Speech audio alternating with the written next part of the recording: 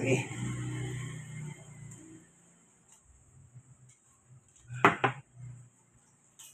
Hello po, mapagpalang araw. Happy Lord's Day.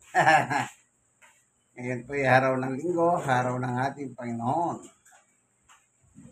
Sabi po sa Biblia, ang ika-6 na araw, ang ikapitong araw, pinagpala ng Diyos at ginawa yang banal na araw. Kaya kapag araw ng linggo, sa mga Kristiyano, tayo po ay nagse-celebrate ng holiday.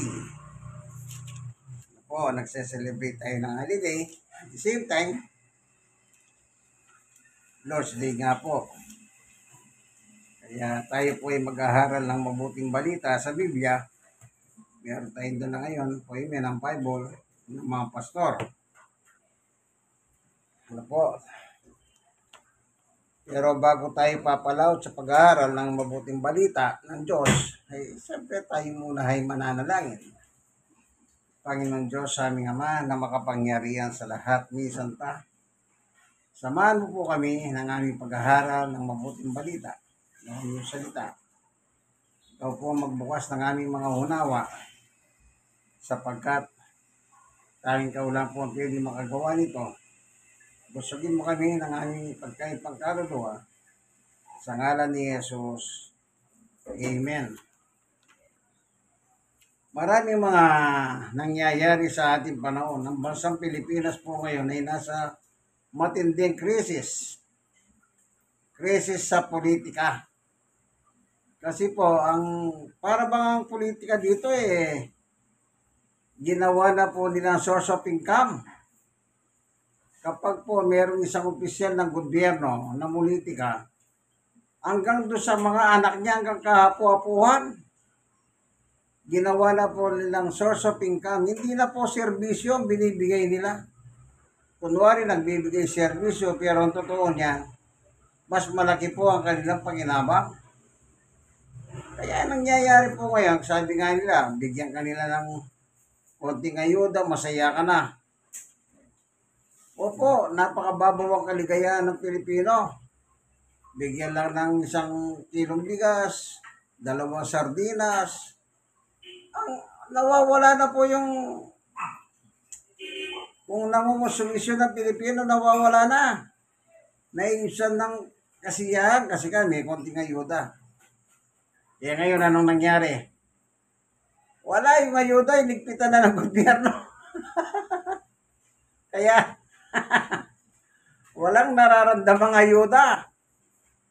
Ganyan po talaga dahil po nakawan sa pera ng taong bayan. Alam niyo yung mga nangyayaring yan dito sa ating mundo, ay dito sa Pilipinas na lang, wag na sa mundo. Kasi hindi naman natin masyadong alam yung mga nangyayari sa kanila. Dito na lang sa ating bansang Pilipinas. Ang sabi ni Apostol Pablo, nung siya po'y nangangaral pa dito sa ibabaw ng lupa, ang sabi niya dito sa 2 Timoteo 3:1, dapat mong malaman na sa mga uling araw ay darating ang panahon ng kaguluhan. Ayan, nagkakagulo na po sa Pilipinas. Ngayon, hindi pa natin maaaring masabi yung araw ng bukas kasi linggo ngayon, bukas Lunes, kung anong mga kaganapan. Sa iba't ibang probinsya po, panay-panay na po ang kanilang rally. Isa lang naman sinasabi nila, ikulong yung mga magnanakaw at saka isoli yung pera. Yan po ang kanila sinisigaw, ano? Kaya yan, halos araw-araw na po mga iba't ibang probinsya, rally. Kaya yan panahon ng kaguluhan po ngayon ang aming bansang Pilipinas. Sa verso, sabi niya, sapagkat ang tao ay magiging maibigay sa sarili, o yung mga sarili ba? Selfish. Maibigay sa salapi. Oh, grabe ano? Maibigay sa sarili, maibigan pa sa pera. Kahit mayaman na, sabi nga ng iba, mayaman na, nagnanakaw pa. Ano pong ibig sabihin? Kulang pa yung kayamanan nila. Yan. Palalo, mapagmataas, mapagsamantala. Yun po, sinasamantala nila yung mahirap. Yung binabayad ng taong mahirap sa kanilang buwis, yun po sinasamantala ng mga politikos. Suwail sa magulang. O, kita nyo? Ibig ko sabihin dito, yung bang politiko na yan, ng mga bata sila, hindi sila naturuan ng kanilang mga nanay. Siyempre, naturuan, pinag-aral pa nga eh. Pero bakit nung matapos sila, titulado sila, yung iba, mga abogado pa. Pero nung ginagawa nila, yan nga po, suwail sa magulang. Ibig sabihin, yung tinuro ng magulang, sinusuwail na po nila. Wala naman magulang na magsasabi, anak, magnakaw ka ha. Pag natapos ka sa pag-aaral mo, wala pong magulang. Sabi ng mga magulang, mag-aaral ka para magandang future mo, kinabukasan. O, ano pa? Walang utang na loob at lapastangan sa Diyos. Ayun, lapastangan sa, napakahirap po nito. Nilalapastangan nila ang Diyos. Eh bakit? Ang isang utos ng Diyos, huwag kang magnakaw doon sa ikapitong utos. Tingnan nga natin sa Lumang Tipan. Ito po ano. Dito sa Exodus chapter 20, verse 15. Huwag kang magnanakaw. Maliwanag po, no? Huwag kang magnanakaw. Pero, wala nang nangyayari ngayon, kundi puro nakawan sa gobyerno po. Yan. 3, sila'y magiging walang pagmamahal sa kapwa. Oh. Yan bang mga magnanakaw, mahal pa nila yung kapwa nila? Ay, hindi na po. Kung mahal nila yung kapwa nila, di sana hindi nila ninanakawan yung kapwa nila. Oh, sino ninanakawan? Yung pong mahihirap. Pera ng mahihirap, kinukuha nila. Kaya nung sabi sa Biblia, walang pagmamahal sa kapwa. Naalala ko po si Senator Ping nung araw sabi niya, doon sa mga district engineer, ang gagaling ninyo. Kung ginamit lang sana ninyo yung galing nyo, yung 5 po sa first district ng Bulacan. Kung ginamit nyo lang sa mabuti ang inyong talino, ang galing ninyo, eh di sana walang baha sa Bulacan. Dinaretsa sila ni Ping Lacson sa hearing po sa Senate, ano? Walang pagpipigil sa sarili. Abang bumaba ang kanilang kababayan, sila po'y nangangasino naman. Hindi mapigilan ang sarili na magkasino. Hindi naman po barya-barya, milyon po pinag-uusapan eh. Kasi po, pag pumasok ka sa kasino, na kontrolado ng gobyerno, lahat ng galaw mo, nakalista. Ultimo pera pinapalit mo chip. Nakalista. Kaya po nakakuha sila ng record eh. Nabisto sa record sa kasino, milyon ang pinag-uusapan. Samantalang magkano lang ang sweldo ng district engineer. Wala pang 100,000. Baka pagkasino ka ng milyon. Kaya walang pagpipigil sa sarili. Maraas at walang pagpapahalaga sa mabuti. Yung mabuti na itatabi po. Anong ginagawa nila? Siyempre, doon sila sa masaya. Ano yung masaya? Yung masama. Kaya sabi ng Biblia, walang pagpapahalaga sa mabuti. 4, sila'y magiging taksil, padalos-dalos, may yabang, may bigay sa kalayawan, may bigay sa Diyos. Mas mahal po nila yung kalayawan kesa sa Panginoong Diyos. Sa ibang salin ng Biblia po, may bigay sa salapi ang nakalagay doon eh. King James Version. Anong sabi ng mga tao sa mga district engineer ng Bulacan? Matakaw sa pera. May bigay sa pera, sabi nila. Sipin niyo po, pinakita, nakalatag yung mga milyones. Cash. Kaya nung tinanong, sa inyo dinadala niyan, kasino? Booking na booking po eh. Kaya ganyan po ngayon ang ating panahon. 5, sila'y mga anyo na may anyo ng pagiging makadiyos. Huwag niyo sabihin hindi nagsisimba ang mga yan. Nagsisimba. Makadiyos. Sabi ni Pablo, may anyo. Sila may anyo ng pagiging makadiyos. Ngunit hindi naman nakikita ang kapangyarihan nito sa kanilang pamumuhay. Yung buhay nila sa dyablo.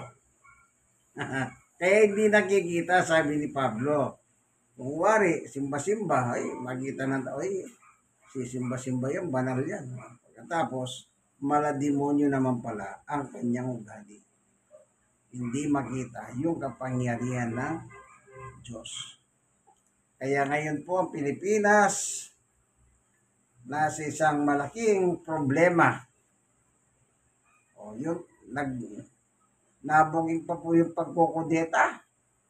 Sipin niyo yun. Gusto nilang tanggalin ng presidente, sila na ang luluklok. Sipin niyo po yan. Nandahil lang po sa pagtatakip ng mga kasalanan. Ayaw po nilang mabulgar. Maging mga senador po, nagtataka rin lang po ako kay Ping Lacson. Yung tapang niya nawala. Narinig ko nang ini-interview siya. Bakit siya nag-resign? Alam niyo po ba kung anong paliwanag niya? Ayaw niya magkasira-sira sila sa Senado. Ambisyoso, may plano. Kasi kung makakaaway mo yung kapwa mo senador, natural, yung kapwa mo senador na kinakalaban mong yon, pagdating ng halalan, hindi kay boboto ng kanilang mga supporter. Kaya imbis na paglaban niya si Juan de la Cruz, iniwan niya po si Juan de la Cruz sa alanganing kalagayan. Wala na. Nilamon na rin po siya ng politika. Nag-resign. Alam niyo po, umaga pa naman sana ako sa kanya nung simula eh. Magaling siyang kaya kasi dati siyang PNP eh. At nasa investigasyon siya sa PNP nung araw, sabi niya. Kaya sabi niya, papunta pa lang kayo, pauwi na ako, sabi niya, doon sa mga district engineer na 5. Yung BGC boys kung tawagin. Sayang, hindi niya po pinagpatuloy. Ang mas pinagpatuloy niya, yung ambisyon niya sa politika. Yun po ang kanyang mas mahal. Hindi niya po mahal yung mga bumoto sa kanya. Kasi dapat hindi na siya alis. Dapat hindi na siya umalis. By hook or by crook, ipaglaban niya po sana si Juan de la Cruz. Alam niyo po, kaya ito pong Pilipinas, sasabi ni Senator Lacson nung araw, nung hindi pa siya politiko, tinanong siya kung gusto niya pumasok sa politika. Sabi niya, hindi, ayoko dyan.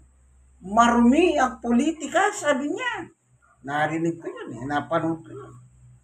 Kamukat-mukat mo, tumatabong senador. Ngayon naman, pinagbigyan siya ng Diyos. Anong ginagawa niya? Imbis na ipaglaban po ang taong bayan, binitawan niya. Binitawan niya. Kaya nakakalungkot po, ano? Kaya ngayon, yung Senado, ala na. Isa lang po kanilang sinusunod. Hindi ko naman kung anong klaseng alimuyak, aroma, magneto ng mga Dutertes. Bakit ganun sila kamahal? Kahit na magnanakaw na po sila. Isipin niyo po, 125 million in 11 days. Hanggang ngayon, hindi po namin alam saan napunta. Minsan pumunta siya sa budget hearing ng Kongreso. Medyo pinasada siya ng ganyan. Alam niyo, no, sagot ni Sara Duterte, ni bising-bisi, sabi niya, sa impeachment ko lang sasagutin niya. Paano sasagutin sa impeachment? Pinatay na ng Kongreso, na Senado at ng Supreme Court ng impeachment. Samantalang ang gusto ng taong bayan, malaman saan dinala yung 125 million sa loob ng 11 araw, 11 days. Kaya, yung ula po sa Biblia, nangyayari na po. Yung mga tao imbis na maibigay sa Diyos, maibigay sa pera o maibigay sa kalayuan. Sa Bible kasi, pag sinabing kalayawan, ang isang tao po, pag nabubuhay na siya sa kalayawan, siya po ay isa ng taong patay sa paningin ng Diyos. Opo. Sa Bible po, yun ang nakalagay. Pag maibigin ka sa kalayawan, sa Diyos, ang paningin ng Diyos sa iyo ay patay ka na. Ito. Tingnan lang natin, ano?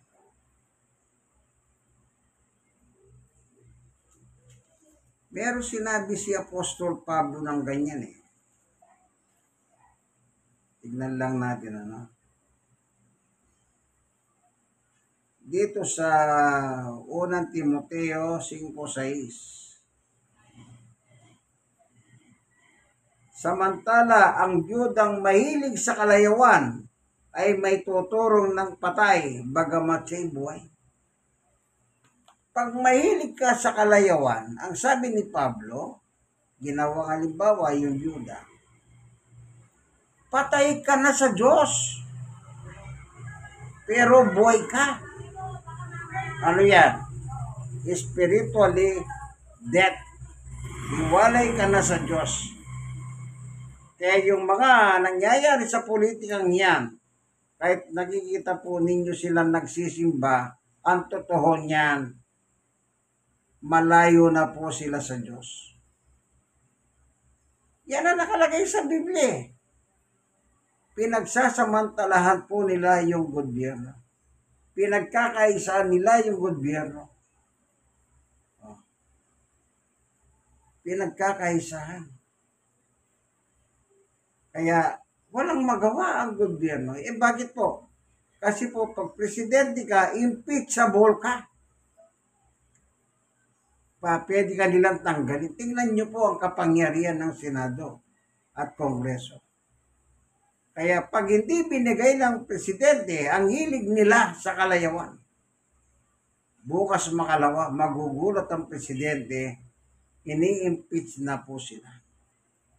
Ini-impeach na siya ng Kongreso.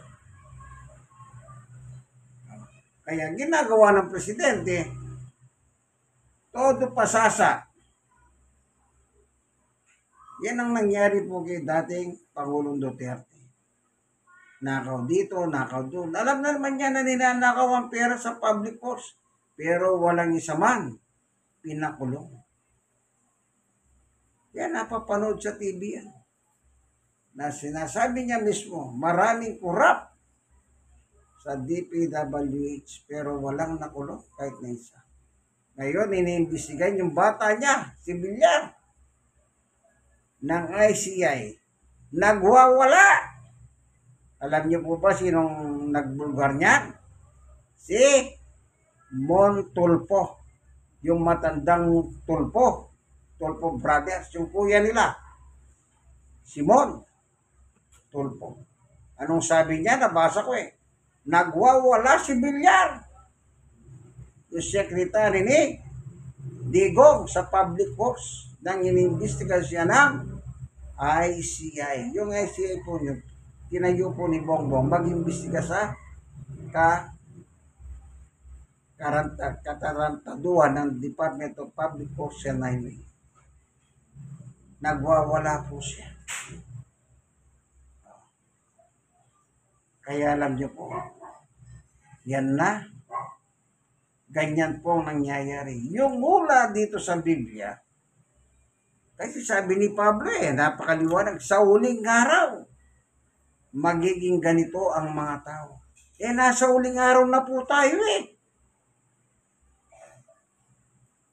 Sa ating panahon ngayon, sa Pilipinas, nangyayari yung sinasabi ni Apostol Pablo ng mga tao may bigin sa pera kaysa may bigin sa Diyos. Yan ang nakikitang senaryo po ngayon. Yan ang nakikitang senaryo sa gobyerno. Salamat, Panginoon Diyos. Nawa, tulungan mo po ang aming bansa. Kahabagan mo po ang bansang Pilipinas. Mga politikos na nagsusubi ng perang hindi nila pera. Tanging ikaw po nakakaharap, Panginoon Diyos. Tanging ikaw lang ang pwede magparusa. Wala po kaming kapangyarihan. Gawin mo po sanang nararapat alang-alang sa mamamayan ng Pilipinas. Salamat po, Panginoon Diyos. Amen. Salamat, binusog mo po kami ni Ate Nene ng iyong pagkain pangkaluluwa at tinuruan mo pa kami, pinagliwanag mo ang isip namin. Salamat po, Panginoon Diyos, sa ngalan ni Jesus. Amen. Kayo pong mga nakikinig ng video ito, sana meron kayo natutunan. Nagbabasa lang po ako ng Biblia. Pwede nyo po ako sundan sa ibang Biblia kung gusto nyo. Para masabi ninyo na baka niloloko o nanloloko o wala. Nagbabasa lang po tayo. Ayos sa nakasulat. Po, thank you for watching.